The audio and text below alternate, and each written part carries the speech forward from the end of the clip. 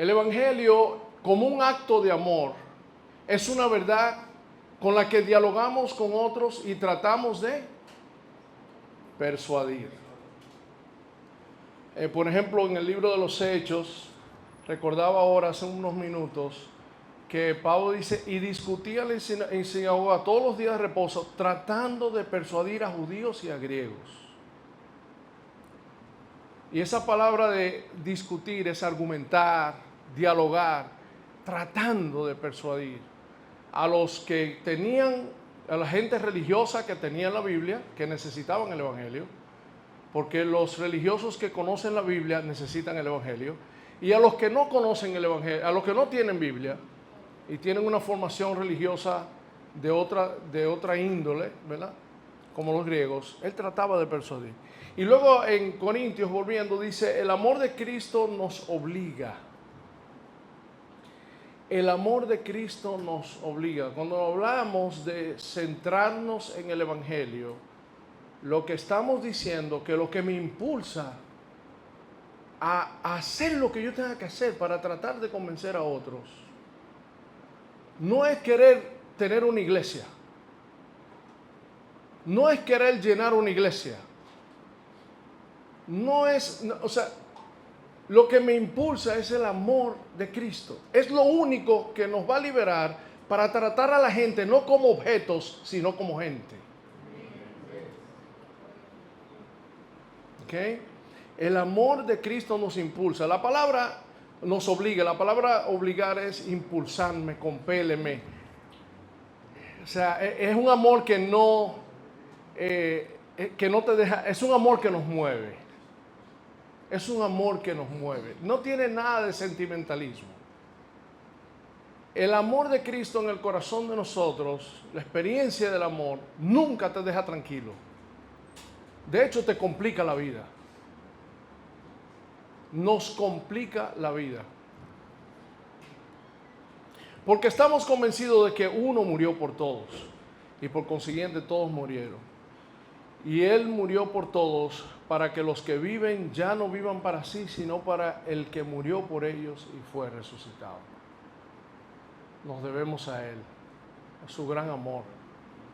Y por eso nosotros hacemos lo que hacemos. Espero y creo que lo que nos mueve a nosotros es su amor. El amor de Dios en Cristo. Y cuando dudemos de ese amor, siempre mira la cruz. Mira lo que le costó amarte. Mira lo que le costó amarte. Nadie te ama de esa manera. Nadie te ama de esa manera. Y cuando yo abrazo y experimento ese amor y lo cultivo en mi corazón, misión.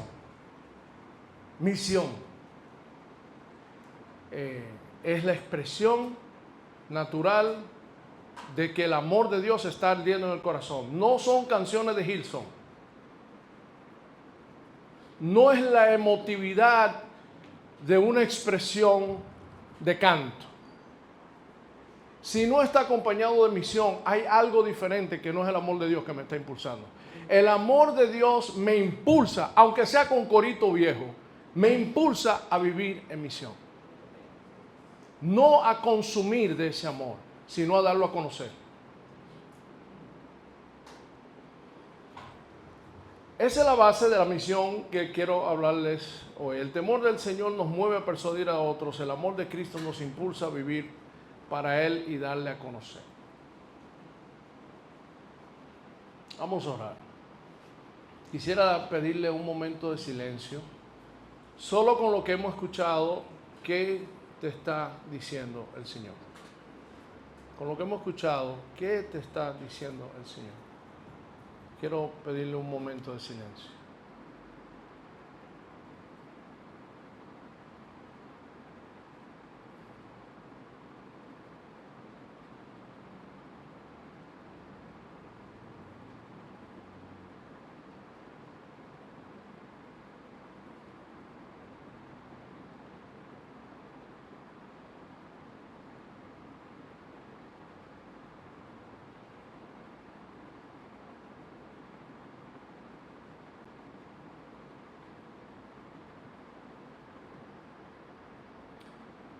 Señor, te amamos y ese amor nuestro es una respuesta al eterno amor que tú tienes por nosotros.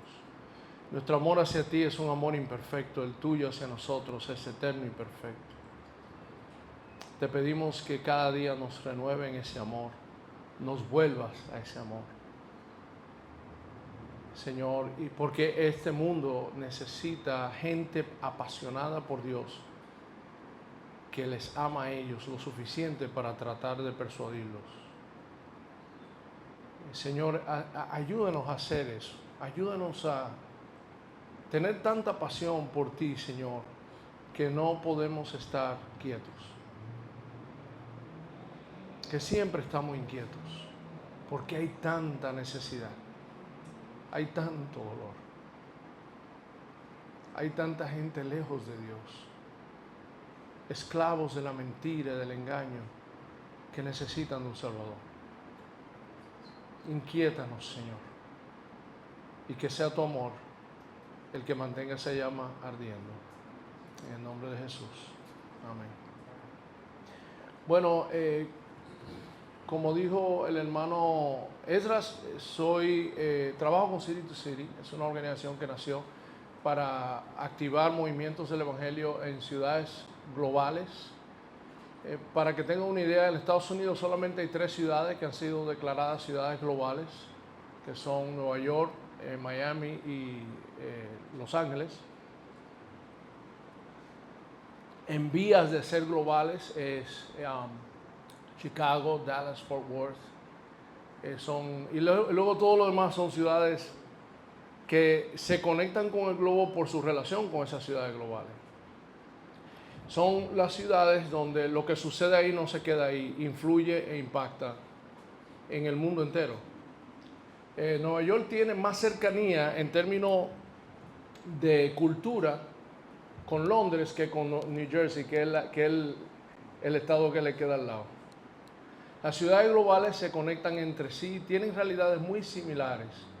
Y es en las ciudades globales donde la iglesia ha quedado atrás en términos de saber cómo dialogar con esa realidad tan compleja. En otras palabras, no estamos en Jerusalén ya, estamos en Babel. Y es una realidad muy distinta el ser iglesia en esos contextos. Y los asuntos es que Babel influye en todo el mundo. Influye en todo el mundo. Y muchas veces no estamos al día de cómo está cambiando las cosas por la influencia que tienen las ciudades globales en el mundo. ¿Cómo influye ciudades globales la realidad económica y política y ideológica de la República Dominicana? Piensen en las ideologías que hoy, en todos los sentidos, ideologías políticas, económicas, ideologías sociales, que hoy imperan en la República Dominicana, son exportadas. Son exportadas. Incluso los temas que más le interesa a la iglesia evangélica son exportadas. Vienen de intereses de ciudades y lugares de influencia y de poder, que por los medios de comunicación, la educación y la política nos influyen. En esos centros, City to City, nos preocupó mucho generar una conversación de qué significa ser iglesia en esos contextos, no solamente para sobrevivir en medio de Babilonia, sino para nosotros procurar el shalom de Babilonia, el bienestar de Babilonia, para nosotros influir en todos los aspectos de la ciudad, de manera que genere cambios, que también esos cambios se exportan a todas partes del mundo. Ahí estamos, tratando de hacerlo, tratando de hacer ese trabajo. Y cuando hablamos de movimientos del Evangelio en ciudades, está naturalmente la importancia de plantar iglesias nuevas. De plantar iglesias nuevas. Es la estrategia desde que nació la iglesia. La manera en que el Evangelio se expandió no fue por el trabajo evangelístico individual de la gente, sino porque iglesias, comunidades de fe, se fueron formando. Y esas comunidades de fe formaban otras comunidades de fe. Y es la manera en que el Evangelio se extiende. Por más que crezca una iglesia, y por más ministerios buenos que tiene, no alcanza una ciudad. Se necesita la multiplicidad de iglesias que nacen, crecen y se reproducen. Y claro, mueren, pero que mueran bien, plantando hijas, porque toda iglesia debe morir. Pero qué feo si muere estéril, sin haber dado a luz a 2 o 3 iglesias más. Plantar iglesias es la manera en que crece el evangelio. Lo segundo es que, no estoy introduciendo esto, es importante porque el periodo de plantación de iglesia es la etapa más misional de la iglesia. Los primeros años de la iglesia es cuando la iglesia se preocupa más por los que no están en la iglesia. Los primeros años de la iglesia se preocupa más. O sea, usted está tan deseoso de tener gente que hasta el gato que entra por la puerta usted lo celebra. Cualquier cosa que respire usted lo celebra. Usted está ansioso y de hecho lo que impulsó el que la iglesia naciera es el deseo de ser testigo de Jesús en algún área o con algún grupo de personas que ustedes quieren alcanzar. Pero luego la iglesia crece y se vuelve el esfuerzo, el trabajo, el presupuesto, el tiempo en atender a los que ya están. Por eso es que es importante plantar iglesia, porque la iglesia mantiene siempre los nervios de punta. Siempre nos mantiene hacia afuera. A menos que usted plante iglesia porque se divide y se lleva un grupo de hermanos y, ¿verdad? Que hay gente que planta iglesia de esa manera, pero eso no es saludable, ¿no? Plantar iglesias porque es el periodo más misional. Y porque las iglesias nuevas son las más fáciles en adecuarse a su contexto. Después que tu iglesia está establecida, es difícil cambiar ese submarino. Usted sabe que los submarinos para dar un giro tienen que ir lejísimos. Y después que ya está construido, ya tiene su cultura, su gente arraigada, porque cada iglesia crea su cultura, ¿no? Y el barrio cambió y la iglesia sigue como si nada hubiera cambiado. La ciudad cambió y la iglesia con los mismos coritos, con los mismos sermones, con las mismas estructuras, tratando de alcanzar a una generación que hace años le pasó por al lado. Por eso plantar nuevas iglesias es importante porque las iglesias nuevas se adecuan más rápido. Son de esos botes de velocidad que dan giro fácil, se pueden adecuar a la realidad. Y eso genera y motiva a las iglesias establecidas a querer innovar. Ya sea porque lo celebran o por envidia. Pero dicen, señores, abrieron los otros días allí, mira cómo está, pero esto hay que cambiarlo. Iglesias nuevas con motivación correcta, centrada en el evangelio, con una visión de transformación de la ciudad. No iglesias consumistas. No iglesias que existen para sí mismas, simplemente para crecer y ser los puntos de referencia. No. Iglesias en misión. Necesitamos más de eso. La ciudad de Santo Domingo necesita, pero mucho más de lo que está pasando.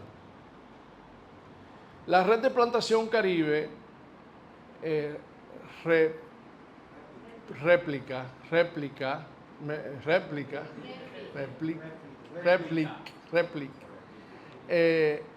Eso es lo que quiere fomentar a través de su incubador, de la enseñanza, del compartir de líderes, es motivarnos unos a otros a ese trabajo. Ahora bien, hay un desafío enorme en las iglesias cristianas de corte evangélica. Hay un desafío enorme. Porque nos hemos condicionado a ver la cultura como un problema. Yo estoy dando una clase de predicación y uno de los talleres que di fue cómo predicar a la mentalidad moderna. O sea, cómo predicar a las personas que no son creyentes de hoy. Con la espera de que se supone que deberían estar en su iglesia. Mira, si gente inconversa de la cultura de hoy no están visitando su iglesia, es un problema con su iglesia, no es un problema con ellos. Y hicimos una descripción de la cultura de hoy, de cómo piensa la gente de hoy. Y esta fue, lo compartí en la lista y lo leímos, ¿verdad? Cosas como vivimos en una cultura escéptica, verdades absolutas. Si viene algo de que porque fue revelado no lo aceptan. Por tradición de mis padres no lo aceptan. Dudan de todo lo que venga sobre ellos como una autoridad. Y con razón, porque lo que ha venido como autoridad impuesto ha sido muy abusivo. Con razón, la generación de hoy duda de por qué es verdad. Porque lo dice la Biblia. O porque mis padres lo creyeron. Dudan de todo eso. En busca de lo pragmático. Quieren cosas que trabajen en la vida real. Dime si esto funciona.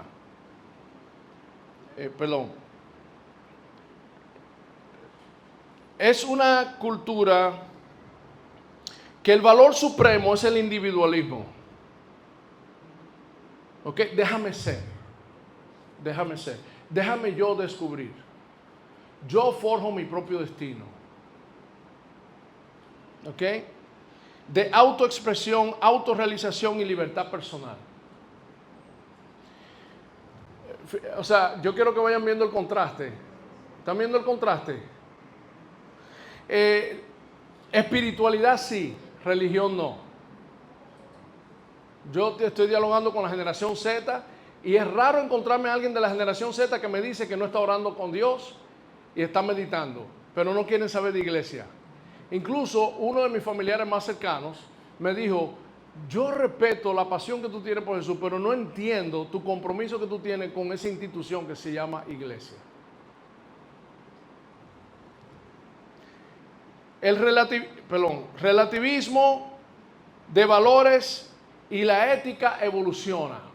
Hay que adecuarse a los nuevos tiempos en términos de los valores y las creencias. Materialismo y consumismo como medidores de éxito y autorrealización. En otras palabras, quieren vivir una vida segura, quieren asegurar su entorno, su vida. Y consumen mucho por eso. De hecho, el consumo se vuelve su nueva religión.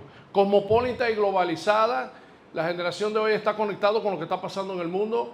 Los medios de comunicación tienen que ver con eso. Alta conciencia del medio ambiente, preocupación por autocuidado y salud mental y preocupación por justicia y equidad racial. Eso representa más o menos una lista resumida de cómo piensa la cultura de hoy, la gente de hoy. Estamos hablando en términos generales de la cultura. Y cuando presenté esto, uno de los pastores que están entrenándose dijo, espérate, tú acabas de describir, no a la cultura, no, a mi familia, a mis hijos. Acabamos de hacer una fiesta en estos días. Tú acabas de describir a mis primos, mis hermanos, mis sobrinos, mis hijos. Y me dijo, ese es el problema. Han abandonado a Dios. Cuando él dijo eso, yo le dije, tú vas a tener problemas hablándole a ellos porque tú lo ves a ellos como ¿qué? Me lo acabas de decir. Como un problema. Tú no lo estás viendo como una oportunidad. Tú no lo estás viendo como una oportunidad.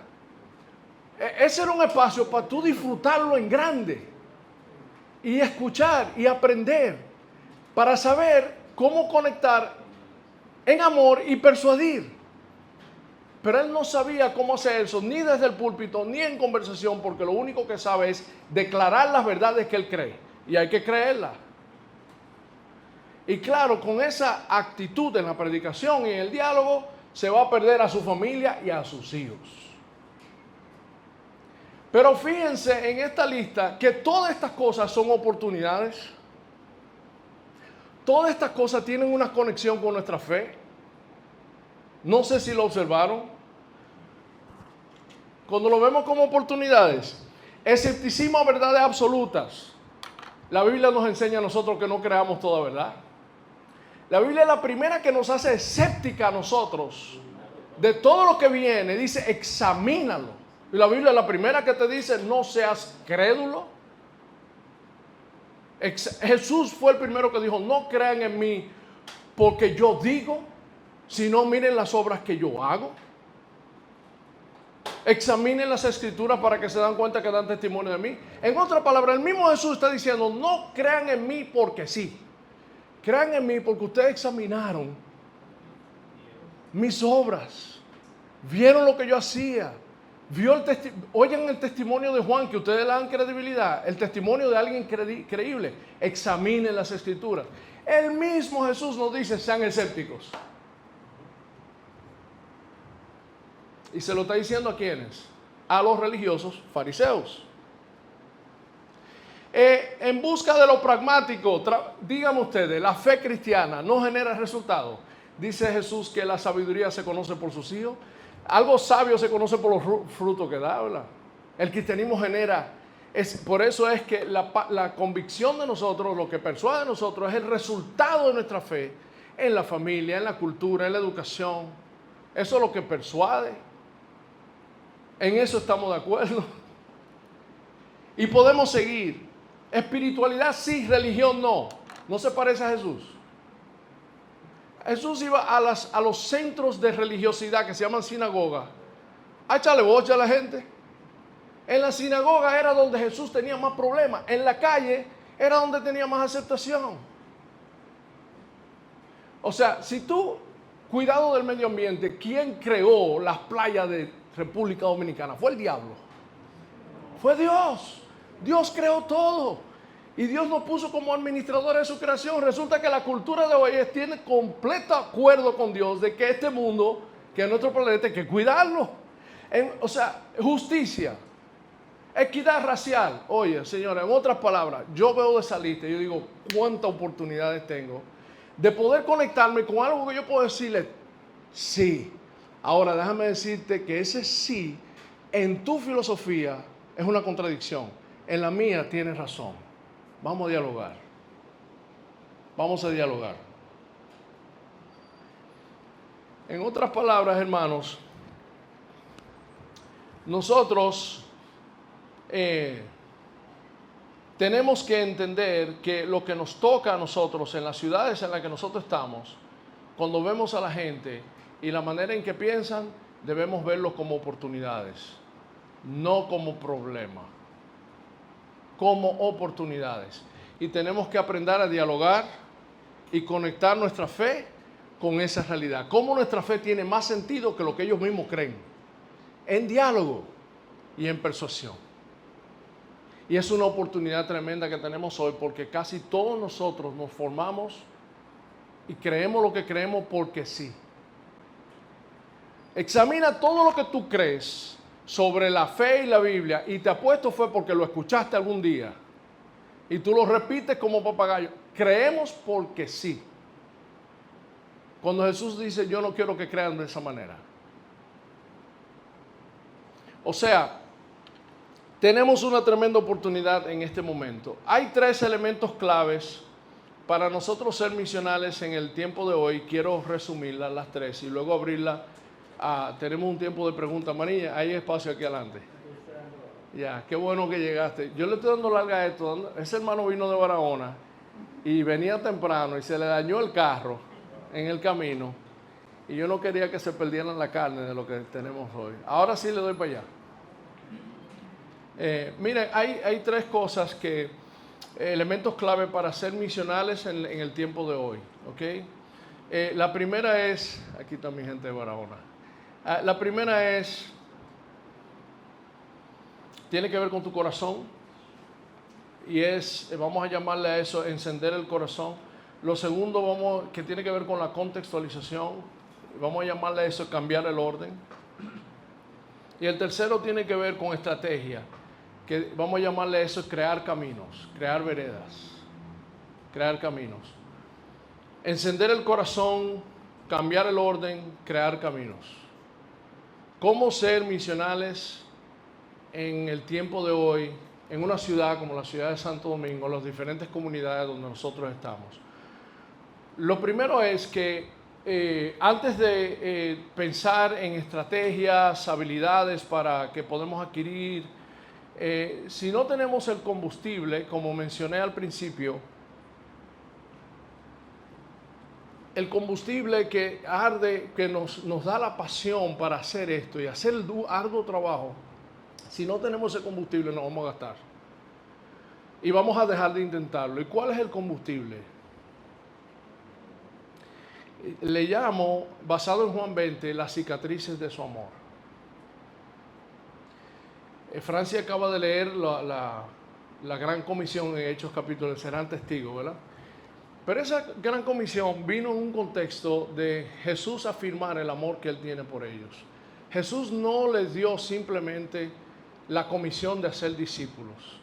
En Juan 20 nos habla del contexto de esa comisión. De hecho, Juan 20 nos añade algo. Él nos dice simplemente vayan y hagan discípulos, sino que Él dice, como el Padre me envió, así yo los envío. Vamos a volver ahí en un momentico. Como el Padre me envió, así yo los envío. Pero el contexto de darle ese mandato en Juan 20, 21, dice que Jesús entró y poniéndose en medio de ellos, dijo, vayan. No. Lo primero que Él dice es, la paz sea con ustedes. La paz sea con ustedes. Dicho esto, les mostró la base sobre la cual ellos pueden estar en paz. Le dijo, la paz sea con ustedes. Y no es un deseo, no es una aspiración. No, le voy a demostrar por qué ustedes pueden estar en paz. Como decimos nosotros, tranquilo, Bobby. ¿Por qué? Dicho esto, le mostró las manos y el costado. Le mostró las manos y el costado. Le mostró el precio que se tuvo que pagar para que la paz sea con nosotros. Le mostró las cicatrices de su amor. Y dice que al ver al Señor, los discípulos se alegraron. Hay otra versión que dice, se alegraron en gran manera.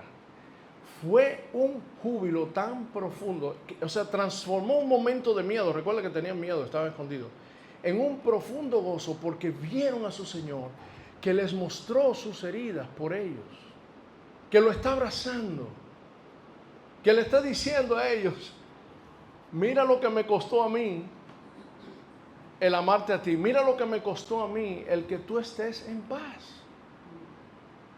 Reconciliados pues por la fe tenemos paz para con Dios. La reconciliación de nosotros con Dios no tiene que saber nada, cero conmigo y lo que yo logré a pacificar a Dios. No, fue Cristo que lo logró en la cruz del Calvario, a precio de su sangre, de su vida, de su cuerpo triturado.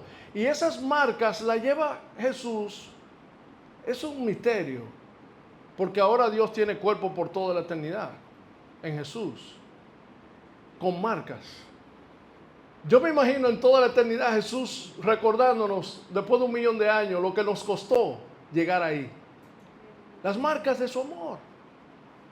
Oye, Dios decidió existir por la eternidad como un ser humano en la segunda persona de la Trinidad con las marcas que causó la liberación de su pueblo. Oye, ¿quién te ama de esa manera? Esa es la pregunta, ¿verdad? Pues yo sé que mi mujer no me ama así. Yo sé que mi esposa me quiere muchísimo y lo ha demostrado. Pero así, yo no amo así.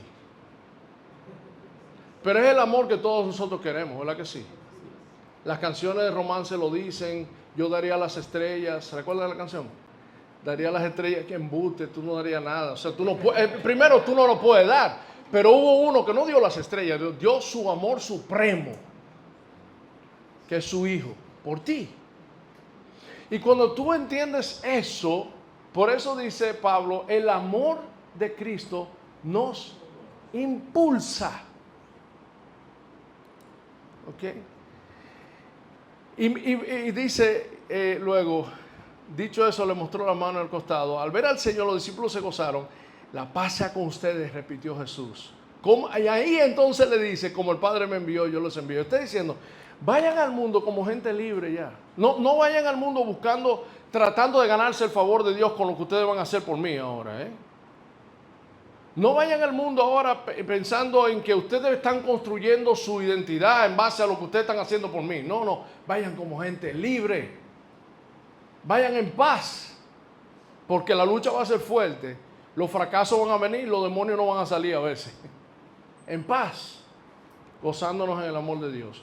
Y yo escribí aquí algo que la paz de Dios y el amor, las cicatrices de su amor nos impulsa a vivir en misión, nos impulsa a vivir hacia afuera y a la vez nos protege de hacer de la misión la fuente de nuestro gozo. La paz del Señor y el gozo que nos da su amor nos impulsa a vivir en misión y nos protege para que la misión no sea la fuente de nuestro gozo. ¿Me están copiando? Pero repite eso. La paz de Dios, las cicatrices de su amor, te impulsan a ti a vivir en misión, pero te protegen para que esa misión no se convierta en tu paz, no se convierta en el fuente de tu gozo. Porque esa misión a veces, ¿y qué va a pasar cuando fracasamos? Cuando se nos acaba el dinero, cuando nos dividen la iglesia, cuando el sermón del domingo nadie nos felicitó. Si la misión se convierte en mi fuente de gozo, tú sustituiste el gozo verdadero por un sustituto barato. Porque todo lo que compite con el amor de Dios como el centro de lo que te define a ti en tu vida es un ídolo. Es un ídolo. Y Jesús no lo quiere. Jesús no lo quiere, aunque sea bueno, porque como dice mi mentor Tim Keller, ídolos no son cosas malas. Ídolos son cosas buenas que convertimos en supremas. Como tu ministerio, tu familia, tu cuenta de banco. Eso es bueno tener cuenta de banco, no tiene nada de malo. Pero cuando se convierte en tu ídolo, en tu fuente de gozo, si el ministerio se convierte en tu fuente de gozo. ¿Usted recuerda cuando los discípulos volvieron de los 70 con un gozo grandísimo porque tuvieron éxito en el ministerio, ¿verdad? Hasta los demonios, gloria a Dios. Eran pentecostales ellos. Y Jesús le echó un balde de agua fría a eso. ¿Ustedes recuerdan? Yo veo un peligro aquí. Él dijo, yo veo un peligro. No se gocen porque los demonios están... No se gocen por eso. Es más, yo conozco uno que halló su gozo en eso y cayó del cielo como un rayo. ¿Ok? Halló su gozo en su éxito, en su belleza, en su éxito. Halló y cayó como un rayo. ¿Quién se llama? Satanás. Yo conozco uno, no caigan en ese gancho. Gócense de qué? De que ya sus nombres están escritos en el libro de la vida. ¿Y por qué lo escribió? Por la cicatrices de su amor. Con la sangre de él fue que escribió tu nombre y ese nombre está escrito. Esa es la base de tu gozo, porque poco tiempo después bajaron del monte de la transfiguración y los discípulos no habían podido sacar un demonio. O sea, el fracaso viene. El fracaso viene. Lo primero que nos impulsa a la misión y a perseverar en la misión es que los que nos mueve a vivir en misión es la paz que tenemos en Cristo, el amor de Dios por nosotros, asegurado por el sacrificio de Él y no el nuestro. Y si ese no es nuestro gozo, primero, cuando tienes éxito no hay quien te aguante, porque te vuelves sumamente arrogante, empiezas a escribir libros de cómo se deben hacer las cosas y todo lo demás. Y cuando fracasas no hay quien te aguante tampoco, porque vas a estar deprimido, con el moco en el piso, resentido. ¿Cuántos ministros no conozco yo y ministras de Dios que están resentidos, llenas de ira? ¿Por qué? Porque se olvidaron de las cicatrices. Nos olvidamos, porque me ha pasado. Me ha pasado. A mí me dividieron una iglesia una vez y la verdad que lo quise matar. Ese resentimiento me duró bien profundo. Porque nos olvidamos de las cicatrices de su amor. O sea que lo primero que tiene que estar claro, por eso se llama movimientos centrados en el Evangelio. Porque el Evangelio de Jesucristo debe ser el impulso, lo que nos mueve, lo que nos llama, lo que nos invita a hacer el trabajo duro que nos toca hacer en las comunidades en las que nosotros estamos. Lo segundo es esto. La segunda cosa que nos impulsa es la urgencia de los tiempos. La urgencia de los tiempos. Muchos de nosotros todavía plantamos iglesias. Espero que no sea el caso de ustedes. Espero que en el incubador hayan desconstruido eso. De que abre el culto y la gente viene. Empieza, de hecho, la manera en que yo he escuchado, planteé una iglesia, conseguí un local, conseguí 2 bocinas y empecé y 2 o 3 sillas, guitarra, empecé a cantar y se reunieron 10 gente. Planté una iglesia. Eso no planté iglesia, eso planté un culto. Eso es muy diferente, eso no tiene nada que ver con plantar una iglesia. Okay. La idea de que tú abres y la gente viene. Bueno, una iglesia que nos enseñó por muchos años que cuando se te llena la iglesia, crea más espacio, porque si se llena el 80%, crea más espacio para que venga más gente. Y ahora tienen un auditorio de 7,000 personas, reuniendo como a 1,000. Porque estaban construyendo un templo, una iglesia, un local para otro tiempo. Ahora la gente no va a eso. No. La urgencia de los tiempos, hermanos, nos invita a vivir en misión. Yo quiero mostrarle aquí unos círculos. Si has estado en incubador, tú te acuerdas de esto, tal vez. ¿Te acuerdas de esto? Imagínate que nosotros fuéramos a ver la población en una ciudad. Piensa en la tuya, en tu entorno. En estos 4 grupos de personas, esto es son clasificaciones bien amplias. El 1 es el que se acerca más, el 1 es la población, la gente de tu comunidad que saben lo que es una iglesia, conocen la Biblia, cuando pasan por frente a una iglesia, aunque no sean cristianos, se persignan, tienen su formación espiritual dentro de lo que es el cristianismo. Cuando piensan en Dios, saben que es Jesús, respetan la Biblia, aunque no la crean. O sea, ese es un público. Número 1. Número 2 son personas que están abiertas al cristianismo. No son cristianos, pero no tienen problema con los cristianos. De hecho, qué bien. Oye, Mariño me cae bien. Mariño es un pastor comunitario. Yo no soy cristiano, ni tengo por qué serlo. Pero qué respeto, mano. Y si tú me invitas a una actividad, yo voy, no importa. O sea, están abiertos al cristianismo, pero no se identifican con la fe cristiana. Ese es el grupo número 2. El grupo número 3 son las personas que son indiferentes al cristianismo. Ese grupo está creciendo bastante. Indiferentes al cristianismo son o personas que se formaron en la iglesia que piensan, ya yo sé lo que es eso y no me interesa. Ya yo sé lo que es, yo viví eso. Te hacen los cuentos de que mira, cuando yo era chiquito, eso está bien, pero ya superé eso. Yo o sea, no me interesa, no tengo por qué, yo tengo mi manera de acercarme a Dios. De hecho, eso se llama hoy en la generación Z mestizaje espiritual. Tienen a Jesús, oran a Jesús y tienen a Buda y tienen un sancocho ahí, la conexión espiritual. Dialoga con los jóvenes de hoy, que ahí que están. Tal vez los jóvenes de tu iglesia están en esa y no te lo quieren decir, ¿verdad? Indiferente al cristianismo son personas de otras religiones también, que tal vez dice, qué bien que tú estás en tu religión, yo estoy en la mía. ¿Y por qué? Por ejemplo, si viene alguien y te invita a una mezquita, tú eres indiferente a eso. O sea, a ti no se te va a ocurrir ir donde un imán porque tú tienes una crisis matrimonial, ¿verdad que no? O sea, tú y yo somos indiferentes al Islam, porque si tenemos una crisis no pensamos en un ministro islámico, ¿verdad? Eso es lo que se...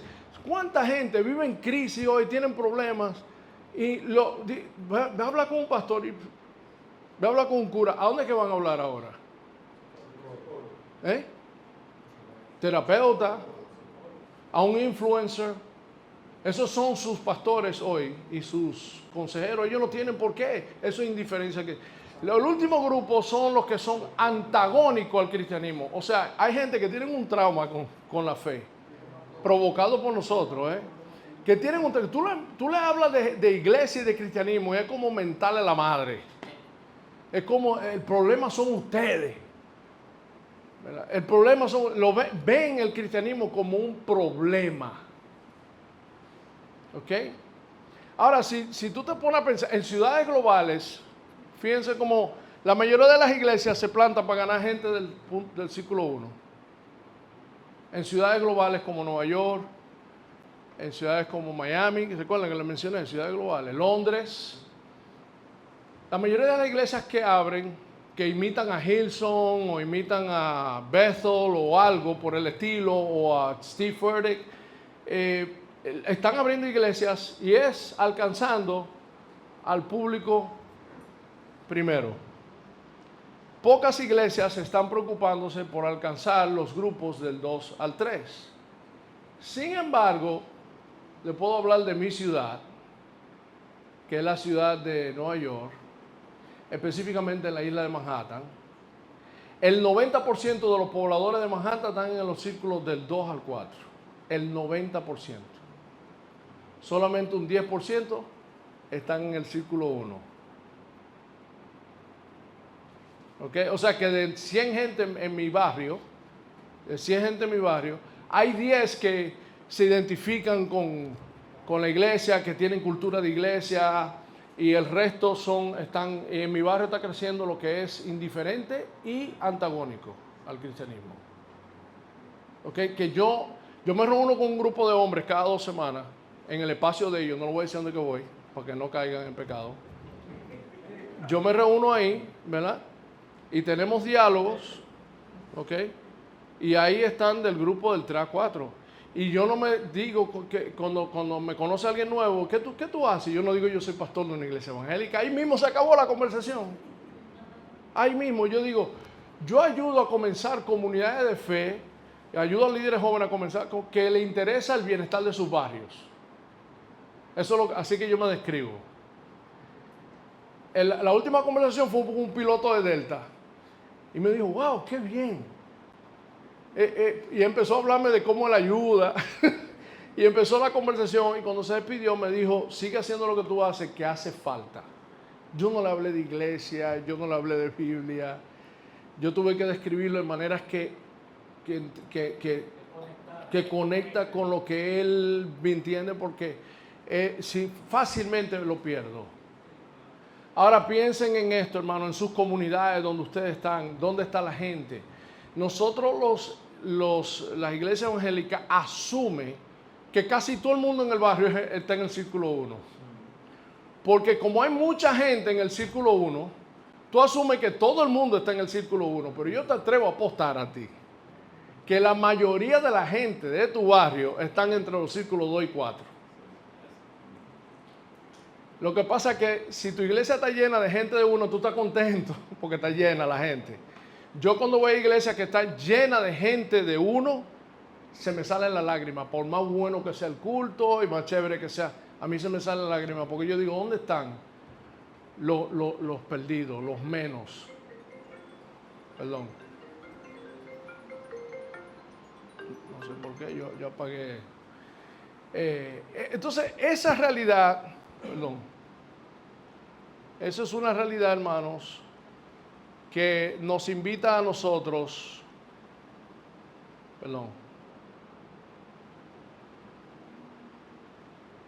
esa es una realidad, una urgencia, es una emergencia que nos invita a nosotros el amor de Cristo debe impulsarnos. El amor de Cristo nos debe impulsar. El amor de Cristo que nos envía debería hacernos estar perdiendo el sueño por la gente que está lejos de Dios. Y la pregunta es si estamos adecuados para hacer iglesia para la gente que está lejos de Dios. ¿Cómo capacitamos a la gente que están en el círculo 1, que sí van a la iglesia, que sí tienen... ¿Cómo los capacitamos porque las relaciones de ellos, los amigos de tus hijos, Los amigos tuyos, los amigos, los que trabajan con tu gente, que están en la iglesia, sus compañeros, están aquí. Tenemos que capacitarlos a ellos para saber vivir en ese espacio como sal y luz y testigos de Jesús. Pero los volvemos cada vez más evangélicos con una jerga rarísima que ni Jesús. Jesús no andaba en la calle, varón de Dios, Dios te bendiga, gloria a Dios. Haga un vocabulario de nosotros los evangélicos y miren a ver si Jesús andaba en la calle hablando de esa manera. No, señores, eso es parte de nuestra cultura. No está mal, pero entienda, esa es nuestra cultura. Eso es algo de nuestra cultura, que la mayoría de la gente dicen y piensan, esto es raro, esto yo no lo entiendo, oye, o sea, es que como entrar en... Piensen en eso, solamente lo estoy desafiando. Solamente lo estoy desafiando, porque el amor de Cristo nos impulsa. Y el temor del Señor nos lleva a querer persuadir a todos. ¿Okay? Nos lleva, nos quiere. Ahora, lo último que quiero decir es lo siguiente. Voy a saltarlo. El último punto, lo voy a saltar. Pero solamente voy a resumir lo siguiente. Pueden quitar la vista de aquí. Quiero resumir lo siguiente. Cuando el amor de Cristo nos... ¿Cómo se apaga esto? Perdón, déjame... Ok. Inteligencia artificial. La inteligencia artificial, la generación que viene ahora, así que se va a formar con inteligencia artificial. Adelántense, porque usted va a dialogar dentro de pocos años con toda una generación que lo que sabe es inteligencia artificial.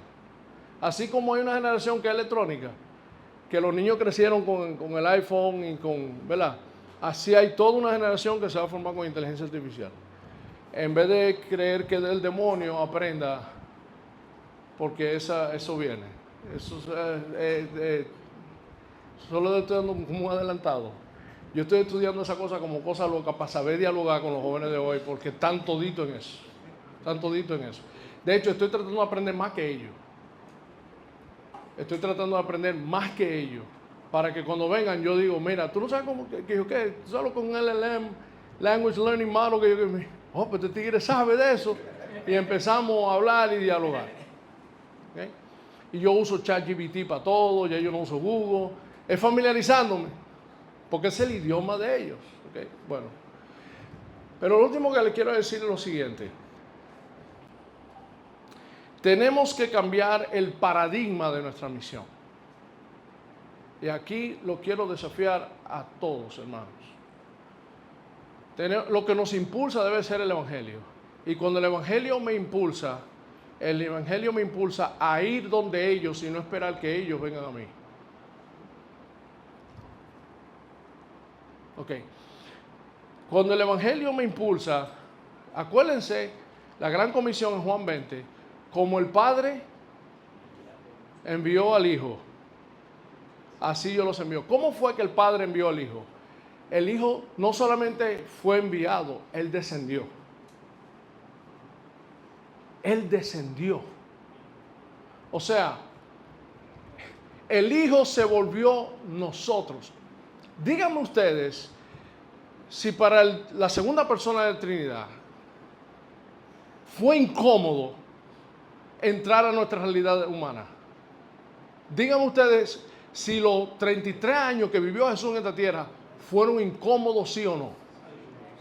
Oye, hermano, hasta con los discípulos se saltaba y dice, ¿hasta cuándo voy a estar con ustedes? O sea, y en la oración final dice, Padre, vuélvame a la gloria que yo tenía antes, que yo tenía contigo. O sea, estaba soñando con...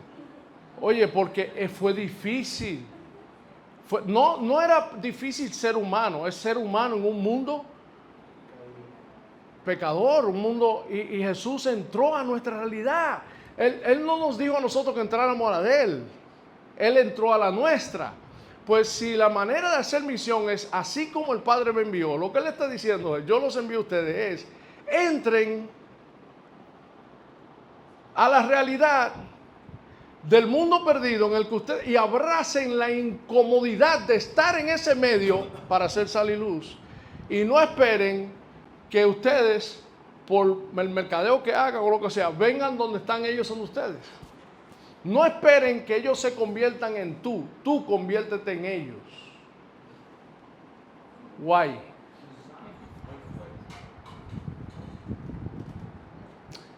Tenemos el ejemplo del apóstol Pablo. Eso fue lo que él hizo. Pablo dijo lo siguiente: yo soy libre de todos, porque el evangelio me hace libre. Basado en esa libertad, ahora voluntariamente me hago esclavo de todos con el propósito de ganar algunos. Eso es lo que está diciendo Pablo. O sea, esto no es para la gente que está esclavizada a la religiosidad. Esto es para la gente que son libres en Cristo Jesús. Que tú tienes tu identidad bien plantada en quién tú eres, en el amor de Cristo Jesús. Entonces eso te hace libre. ¿Para qué? Para tú hacerte esclavo del otro. ¿Y qué significa eso? Para Pablo eso era algo muy concreto. Al judío me hago judío. Al que tiene ley como... Pero ya Pablo había superado todo eso. Pablo había superado una espiritualidad que estaba amarrada a la cultura judía. Ya lo había superado eso. Pero para entrar a esa realidad, ¿qué él hacía? Se hacía judío.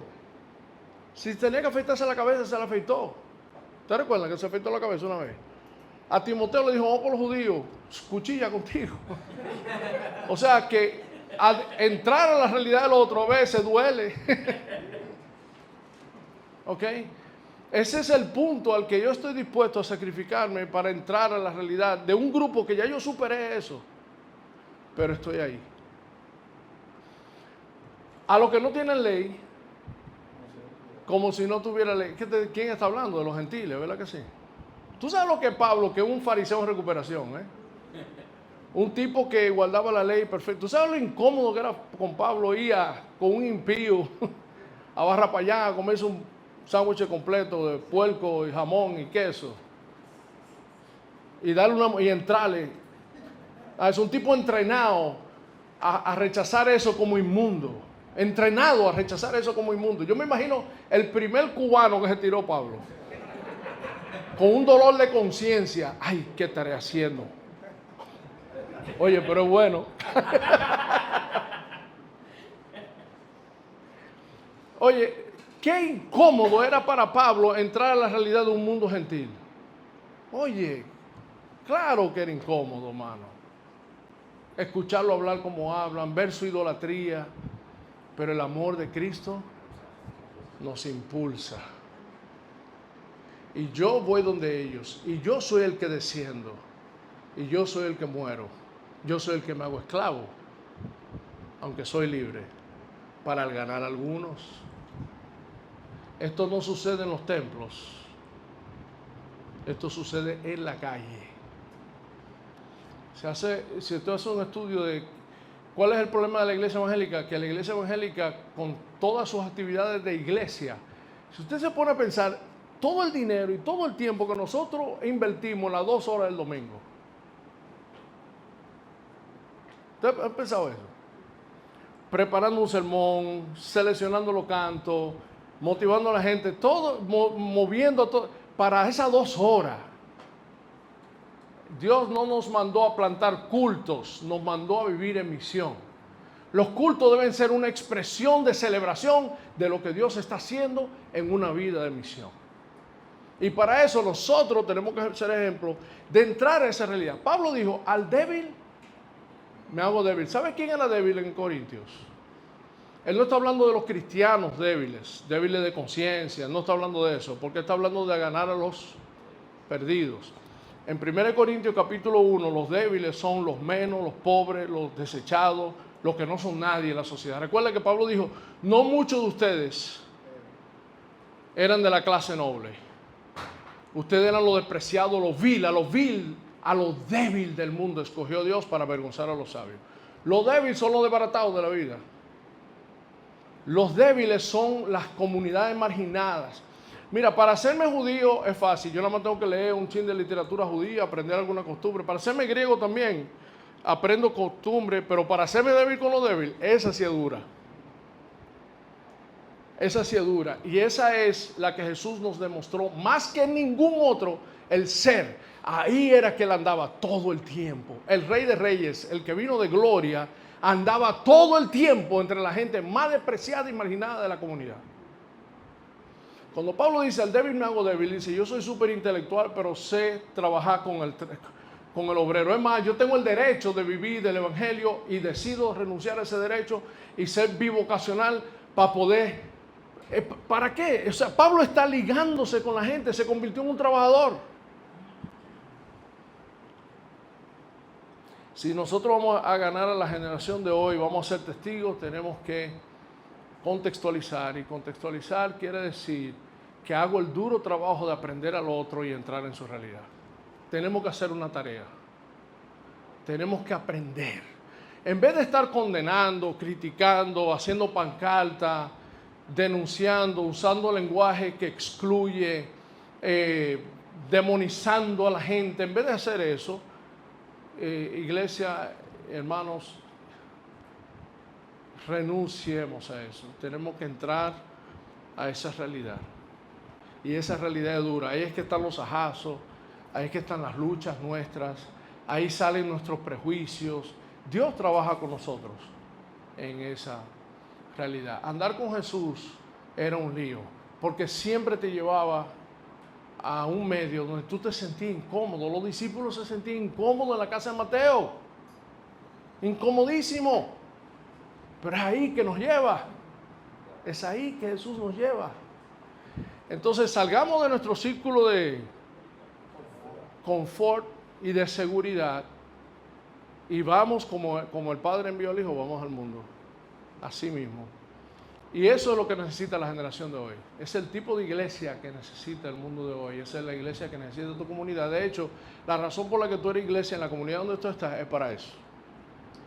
No es para simplemente tener un culto el domingo y esperar que la gente venga. Es para que tú vayas, entres y desde el amor de Cristo haga lo que tengas que hacer para ganar a algunos.